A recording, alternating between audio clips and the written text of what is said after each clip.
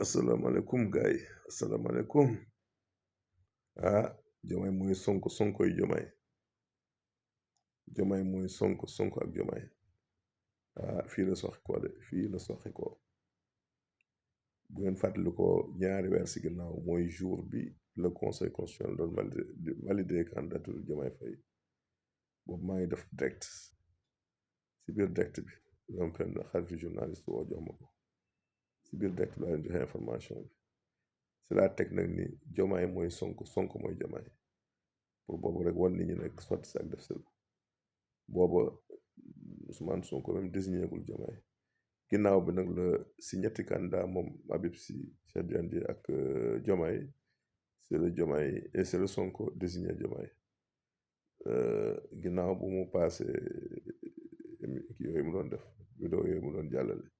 si la ko joxe kon sama mbir moom moo jiitu loolu kon ñu nangul ma loolu waaw kon Diomaye mooy Sonko ak Diomaye moom bëgg bëre bañ bëre